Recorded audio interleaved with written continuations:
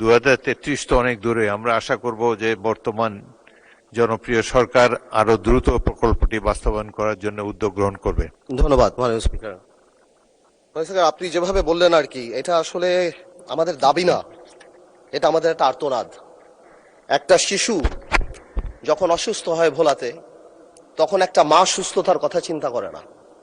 চিন্তা করে আমরা যে এই ভৌগোলিক কারাগারে 12 ঘন্টা 14 ঘন্টা লাগবে, লঞ্চ নাই, সন্ধ্যা 6টা থেকে পরের দিন সকাল 6টা 8টা পর্যন্ত আমরা যেতে পারি না কোথাও। আমরা একটা ভৌগোলিক কারাগারের মধ্যে আবদ্ধ হয়ে যায়। মাননীয় স্পিকার, আপনি ভালো করেই জানেন, who would know better than you. এর চেয়ে আরেকটা ব্যাপার, কোনো দুর্ঘটনা যদি হয় সন্ধ্যার পরে, স্পিডবোট সন্ধ্যা 6টার পরে মাননীয় স্পিকার চলে না। তো সেই ক্ষেত্রে আজকে দুঃখজনক যে 2026 সালে আমরা ভূখণ্ড, মানে মূল যে ভূখণ্ড তার চেয়ে কত দূরে, এবং এই কারাগার থেকে যে আমরা কবে মুক্তি পাবো আসলে আমরা বলতে পারি না। স্পিকার, আমি আরেকটা আলোকে আমি এই কথাটা বলতে চাই। স্পিকার, আমাদের সংবিধান, আমাদের মৌলিক অধিকার এবং সাংবিধানিক দায়বদ্ধতার প্রশ্নটা একটু তুলতে চাই। আমাদের আর্টিকেল 32 জীবন ও ব্যক্তি স্বাধীনতার কথা বলে, কাউকে বঞ্চিত করা যাবে না। ফ্রি মুভমেন্টের কথা বলে আর্টিকেল 36। ওই দিন আমাদের সম্মানিত আইনমন্ত্রী সাহেব একটা কথা বলেছিলেন, স্ট্যাচুটরি ইন্টারপ্রিটেশনের কথা, লিটারাল রুলের কথা। আপনি স্ট্যাচুটরি ইন্টারপ্রিটেশনের লিটারাল রুল দেন, কন্টেক্সচুয়াল অ্যাপ্রোচ যান, পারপোসিভ অ্যাপ্রোচ যান, ডাইনামিক অ্যাপ্রোচ যান, টিলোলজিক্যাল অ্যাপ্রোচ যান, লিভিং ইনস্ট্রুমেন্ট লিভিং অ্যাপ্রোচ যান, যেখানেই যান। এই 32 সুস্বাস্থ্য, এই 32 চিকিৎসার নিরাপত্তার কথা বলে। ফ্রি মুভমেন্ট মানে এই না যে আমি এখান থেকে এখানে গেলাম। ফ্রি মুভমেন্ট সারা বাংলাদেশ, তার স্থল হোক দ্বীপ হোক, আমি যেখানে যেতে চাই আমি সেখানে যেতে পারবো। কিন্তু আজকে আমরা কেমন জানি একটা অস্থায়ী অবহেলার মধ্যে পড়ে গিয়েছে মাননীয় স্পিকার। তাই বলবো, শুধুমাত্র ইকোনমিক ফিজিবিলিটির দিকে তাকানোর না, আমার সাংবিধানিক যে অধিকার, এবং এটা সুপ্রিম কোর্টের অনেক রুলিং আছে, এবং আপনি যেখানেই যান, আপনি যদি ব্রড ইন্টারপ্রিটেশনে দেখেন, আমি বাংলাদেশের যে কোনো জায়গায় যেতে চাই কোনো বাধা ছাড়া। কোনো ধরনের ফিনান্সিয়াল বাধা বা অবস্ট্রাকশন বা এই ধরনের অবস্ট্রাকশন এটা কোনোভাবেও সংবিধান অ্যালাউ করে না, এবং সংবিধান এখানে পজিটিভ দায়িত্ব দেয় রাষ্ট্রকে যে আমার এই বাধা সুনিশ্চিত করা। মাননীয় মন্ত্রী সাহেব 17,000 কোটি টাকা বলেছে, 17,000 কোটি হোক বা 25,000 কোটি টাকা হোক, আমার মৌলিক অধিকার এখানে অ্যাট স্টেক। সুতরাং উই নিড দ্য ব্রিজ।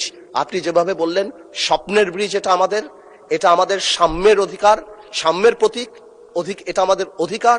এবং আমি সম্মানের সাথে মাননীয় মন্ত্রী সাহেবকে জিজ্ঞেস করব, কবে নাগাদ এই ব্রিজ আরম্ভ হতে পারে এবং কত দিন লাগতে পারে। এবং আমি আরেকটু বলতে যাচ্ছি যে আমি মাননীয় প্রধানমন্ত্রীকে ধন্যবাদ জানাই যে হ্যাঁ, বরিশালে উনি এই আশ্বাস আমাদেরকে দিয়েছেন। আমি আরেকটু ধন্যবাদ জানাতে চাই, বিকজ একটা মেডিকেল কলেজও আনঅফিসিয়ালি আমি কথা হয়েছিল আমাদের মাননীয় স্বাস্থ্যমন্ত্রী সাহেবের সাথে, আমি দেখতে পেলাম মেডিকেল কলেজ অনুমোদন হয়েছে।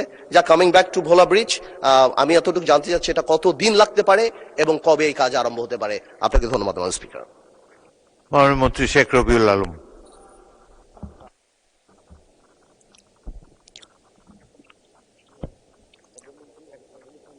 মাননীয় স্পিকার, 2022 এবং 24 সালের সম্ভাব্যতা যাচাই পরিচালনা যেটা হয়েছিল, তাতে এই প্রকল্প শেষ হওয়ার মেয়াদ ছিল নির্ধারণ করা হয়েছে 2033 সালে। কিন্তু প্রকল্পটি এখনো যে পর্যায়ে আছে সেটা অনুমোদিত হয়ে কাজ শুরু করার সম্ভাব্য সময় এই মুহূর্তে বলার বা এই অবস্থাতে বলাটা সমীচীন হচ্ছে না, বা নির্ধারণ করা সম্ভব হয়নি। অতএব এটা আমাদের আগামী অর্থ বছরে যেহেতু অননুমোদিত প্রকল্প হিসাবে এডিপিতে রাখা হয়েছে সবুজ পাতায়, আমরা আশা করছি এই প্রক্রিয়াগুলি সম্পন্ন করে দ্রুততম সময়ের মধ্যে করার সম্ভাব্য বা শুরু করার সম্ভাব্য তারিখ জানাতে সক্ষম হব।